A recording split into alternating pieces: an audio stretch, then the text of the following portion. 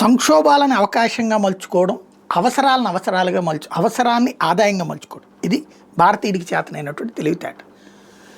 ఇంట్లో కూర్చున్నటువంటి వృద్ధుడు, లేకపోతే మధ్య వయస్కుడు, లేదా ఈవెన్ యుక్త వయస్కుడైనా సరే వెళ్ళి ఆ హోటల్ దాకా ఏం వెళ్ళొస్తాం, ఎవరిని తెచ్చి పెడితే బాగుండు అని పక్కన వాళ్ళు ఎవరైనా వెళ్తుంటే, రాము సోము వెళ్తున్నావు కదా నువ్వు, కొంచెం మాకు కూడా తెచ్చి పెడతావా, కూరగాయల బండి దాకా వెళ్తున్నావు, ఇదే కూరగాయల మార్కెట్కి వెళ్తున్నావు కదా, వస్త కొంచెం మాకు కూరలు తెచ్చి పెడతావు, మాకు టిఫిన్ తెచ్చి పెడతావు, ఇట్లాంటి స్టేజీ నుంచి యాప్ నొక్కితే రూపాయి ఎక్కువైనా సరే ఇంటికి తెచ్చి పెడితే బెటర్ అన్నటువంటి రూటు.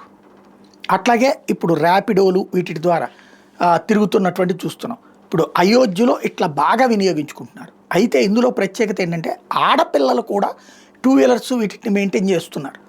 రాత్రి పొట్ల కూడా తిరుగుతున్నారు. కానీ అక్కడ ఎలాంటి భయము లేదని చెప్తున్నారు. ఏ భయము లేదు. వచ్చే వాళ్ళందరూ రాముడి మీద నమ్మకంతో వస్తారు, దేవుడి మీద నమ్మకంతో వస్తారు. ఆడపిల్లలని మమ్మల్ని ఎవరు కూడా వేరేగా ప్రవర్తించటం లేదు అని చెప్తున్నారు. తాజాగా కొన్ని ఇంటర్వ్యూస్ అవి వైరల్ అవుతున్నాయి.